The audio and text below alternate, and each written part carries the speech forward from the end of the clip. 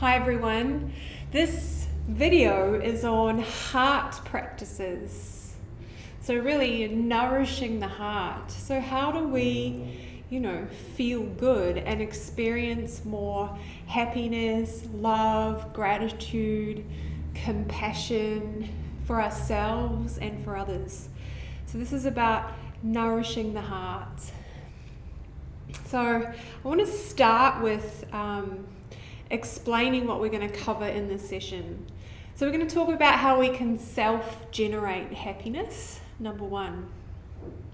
Number two, we're going to talk about some meditation practices, so some semi-formal practices that help us generate these really good feelings, these internal strengths.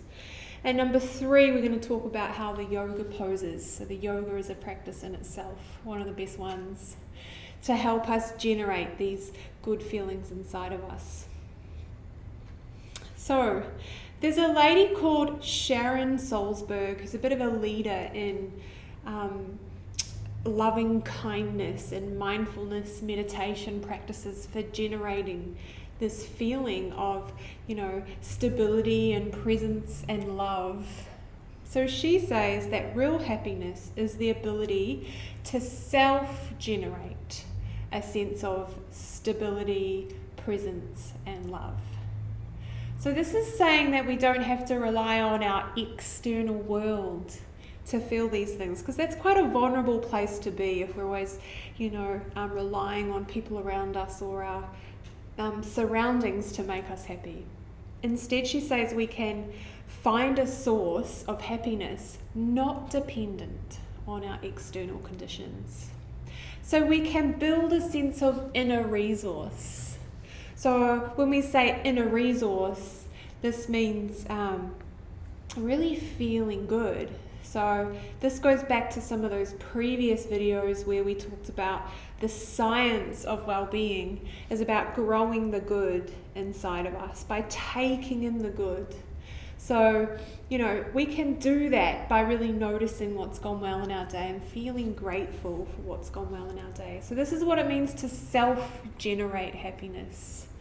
So the eight values of yoga, one of them was kindness. So in that bracket there is, kindness for ourselves and others. There is gratitude that we've just talked about, compassion. So compassion for ourselves and for others. And love. So really beautiful qualities that make us feel happy. So number two, how do we generate this inner resource? Well, there's 4 key practices in the yogi world that can help us generate these good feelings. Number one, mindful awareness.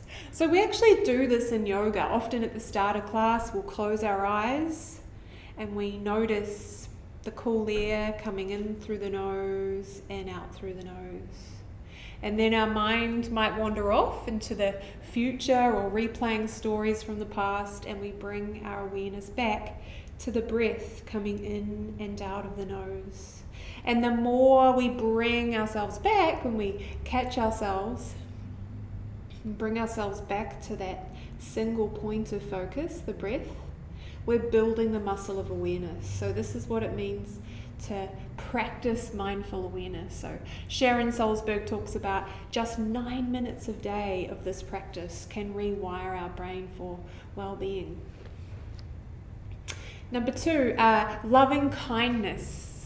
So a loving kindness meditation is a little bit different than focusing on the breath. We focus on certain phrases, and the phrases are may you be happy, may you be peaceful, may you be free from suffering, or something along those lines. And you offer this feeling of loving kindness through focusing on these phrases, firstly to yourself, secondly to someone quite close to you, thirdly to someone neutral, so someone you might not see very often, like just someone serving petrol or someone you might see every now and again. And lastly, to all of humanity.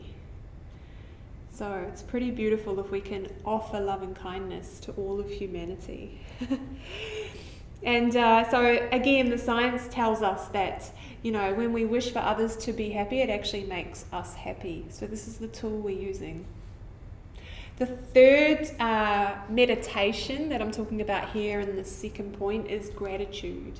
So you might have heard this before, but it's really important to pause in our day and really notice our surroundings, perhaps something in nature, or just be grateful for something kind someone did for you, or even just a nice quality that you have that you gave to someone else. Or perhaps even just a sense of gratitude for being alive. That's pretty magical. There's so many ways we can practice gratitude, or so many things we can be grateful for, including personal qualities. And it's quite nice to have a regular practice, because what this does is it starts to become part of your day naturally. So under habits, we talked about that. So you might have a 1-minute gratitude practice while you're just driving your car. You don't have to close your eyes. Although it is quite good to use all of your senses to really feel the gratitude within you. So if you're a bit of a high achiever, sometimes we, write down what we're grateful for. I'm grateful for running water, I'm grateful for this house, and then we sort of consider it done. But the key is, with yoga, we really want to feel it. And maybe you don't feel it straight away, but over time, we get better at feeling a sense of gratitude. Really important. And the last practice we can do to generate these feelings of compassion and contentment and love is self-compassion. So self-compassion is a practice where you offer yourself the kind of feeling or kindness that you would for a good friend. Because many of us, we're quite good at being kind to others around us, but we forget that it's good to be kind to ourselves. Yeah, so it's important to put your own oxygen mask on first before helping others. Really important. So how do we do a self-compassion practice? Well, first of all, we're mindful. So we're mindful that we're in a moment of struggle, perhaps. Second of all, we tell ourselves that, we're not flawed in any way for experiencing some struggle, and, this is part of the human experience. You're not alone in this. And then the third point is we offer ourselves some kindness. So whatever words are soothing for you, and you might even place your hand on your heart and offer yourself some kind words. So this is pretty powerful if you can build these inequalities inside of you. So number 3, the third point I wanted to talk about was how yoga practices can help us. So sure, the meditation practices are part of yoga if we talk about the 8 limbs of yoga, but specifically right now I'm going to talk about the yoga asanas, the poses, and how that helps us open the heart. So there are certain poses, and we're going to do in the next video a little practice for feeling more joy and love and gratitude and happiness. But essentially these poses, which are often, I'm doing this right now as I'm talking to you because this is what the poses help us feel, an opening of this area across the heart. So why do we do these poses? Well, sometimes we develop a shield through our chest area, through years of poor posture, or we've had some emotionally difficult experiences in our past and we sort of close up and hunch forward. So it's a physical feeling as well as an emotional feeling. So we develop these stiff muscles and inelastic tissues in this area. So we have a bit of, immobility in our chest area. And so what we want to do is expand this area through using our breath and through using the postures. So this will help circulate the blood and the oxygen into this area. And will also help our energy in the center of our chest feel more balanced. You might have heard of the term heart chakra. So that's what we're essentially doing here, like rebalancing the energy in the center of our chest. So that's 3 ways we can generate happiness inside of us. There's actually multiple ways within those 3 points. Number 1, we can self-generate happiness by building some inner resources. So it's really good to know, first up, that we can self-generate happiness. This is a pretty powerful place to be if you know you've got that inside of you. And then, number 2, I talked about 4 practices: mindful awareness, loving kindness, gratitude, and self-compassion practices for cultivating these inner resources.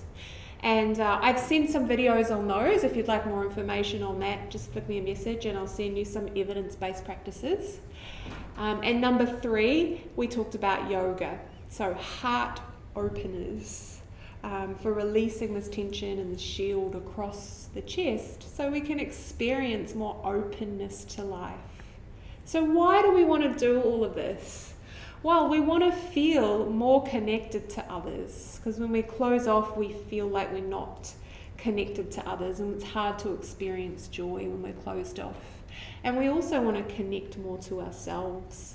And when we connect more to ourselves, and notice that we might have been holding on to tension and practice these practices over time, we will feel more joy and contentment and love and be able to give more of that to others. Thank you for listening. Namaste.